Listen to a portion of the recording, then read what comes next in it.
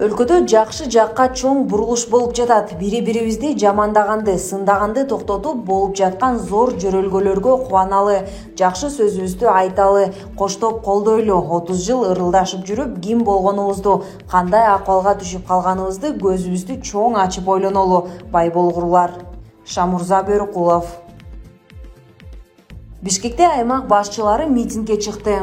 Бишкекте 20дан ашык муниципалдык аймак башчылары шаардык мэриянын алдына айлык акыны көтөрүү талабы менен нааразылык акциясына чыкты. Алардын айтымында бул маселени бир нече жылдан бери мэрияга айтып келишсе да, шаар бийлиги көңүл бурбай келет. Акцияга чыккандардын бири 1-май районундагы номер 14-аймактын башчысы Болотбек Алибековдун айтымында, шаар бюджети каралып жатканда мэрия алардын талабын эске алышы керек. Азыр биз ашып кетсе 5000 сомдон айлык алабыз. Үй башчылары бизден да аз айлык алышат. Бул каражат кымбатчылык заманда эмнеге жетет? Буга чейин 2-3 жолу маселе көтөрүп, бирок майнап чыккан эмес. Андан сырткары бизди жыл сайын эмес, 4-5 жылда бир шайлагандай кылса жакшы болор эле. Ушул жума ичинде шаардык бюджетти кароого биздин маселебизди кошушун талап кылып жатабыз, деди Алибеков. Акцияга чыккандар 3 күндөн бери шаардык кеңештин төрагасы кабыл албай жатканын да айтышты. Бишкекте 50ге жакын конуш бар, аларды 400дөн ашык муниципалдык аймак жана үй башчылары тейлейт. Бишкек шаардык казынасынан ар бир түтүн үчүн бул кызматкерлерге 16 сомдон 18 сомго чейин төлөнөт. Булак Назар Ньюс, Чекиторг. Жээнбеков камактан бошотулду.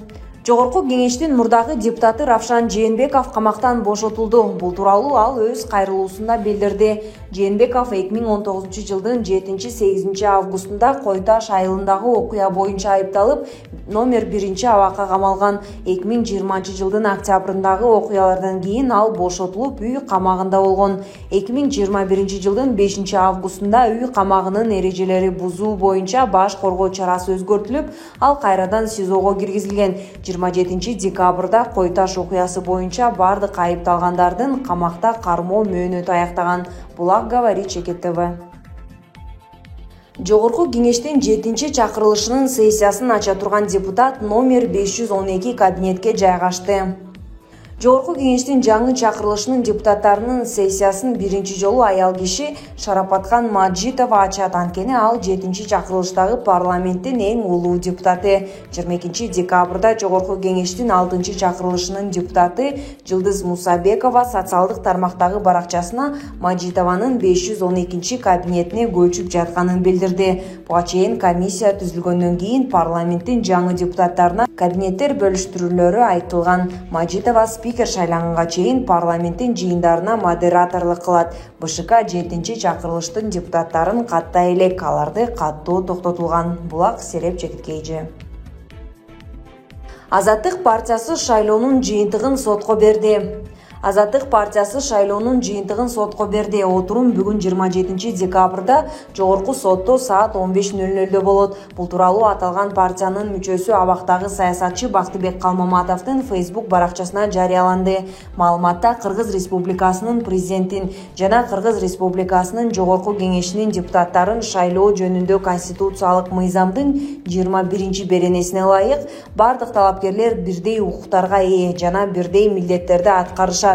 Катталган талапкер кылмыш жоопкерчилигине тартылышы, камакка алынышы же соттук жазага тартылышы мүмкүн эмес экени көрсөтүлүп, Калмаматовду камоо мыйзамсыз экени жазылган. Ошондой эле талапкердин конституциялык мыйзам белгиленген укуктары жана кепилдиктери шайлоонун натыйжалары аныкталганга чейин, ал эми талапкер шайлоонун натыйжаларына даттанган учурда соттун чечими мыйзамдуу күчүнө киргенге чейин колдонула турганы белгиленген. Мындан тышкары Азаттык саясий партиясынан талапкер Бактыбек Калмаматов камакка алынган кезде да, учурда да талапкер макамы сакталуу экени, мындан улам анын мыйзамдагы укугу бузулганы көрсөтүлгөн. Бактыбек Калмаматов 22 декабрда түнкүсүн Манас аэропортунан кармалган. Ага расалык, этностук, улуттук, диний жана аймактар аралык кастыкты козутуу беренеси менен айыпталып жатат. Ал Бишкектин 1-май райондук сотунун 24 декабрдагы чечими менен 2022 жылдын 9 февралына чейин камакка алынган.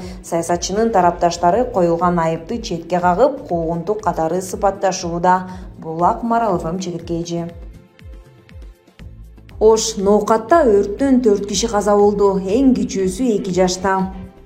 27 декабрдын таңында Ош облусунун Ноокат районундагы Көкжар айылында турак үй өрттөнүп 4 адам каза тапты. Бул тууралуу Өзгөчө кырдаалдар министрлигинин басма сөз кызматы билдирди.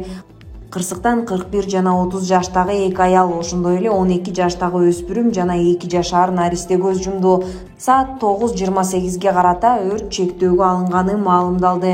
Жеринде өрт өчүрүүчү 2 бригада иштеп жатат. Үстүбүздөгү жылдын 14 декабрында Чүйдүн Ысгата районунда өрттүн кесепетинен 2 адам каза болгон. Новопокровка айылынын Ленин көчөсүндө жайгашкан кафелердин биринде өрт чыгып, кароолчунун 6 чарчы метрлик бөлмөсү толугу менен күйүп кеткен. Ал 6 декабрда Ысык Көл облусунун Чолпон Ата шаарында турак үй өрттөнүп, 1 адам каза болгон. Анда Чолпон Атадагы Акматбай ата көчөсүндө жайгашкан турак үйдүн 50 чарчы метр бөлмөсү өрттөнүп, 63 жаштагы адам көз жумган. Өрт электр зымынын кыска чыңалуусунан чыкканы белгилүү болгон. Булак Клоп, Чекит Азия. Биз Садыр Жапаров, Камчыбек Ташиев, Нариман Тулеев баш болгон Ата журт саясий партиясынын 17 депутатты акыйкатсыздык менен коштолгон саясий куугунтук кандай болоорун жакшы билебиз. Анткени мунун баарын жоон терибиз менен сезип башыбыздан өткөргөнбүз. Ошол мезгилде бийлик башында тургандарга карата биз айткандай ачуу сындарды көп саясатчылар айта алган эмес. Анткени биз бийликке жакпаган, бийликтин ишинин кемчилигин айтып туруу ар бирибиздин милдетибиз жана конституциялык укугубуз деп билчүбүз. Анан калса кылым каарыткан элибиз баш кесмек бар, тил кесмек жок деп айтышат.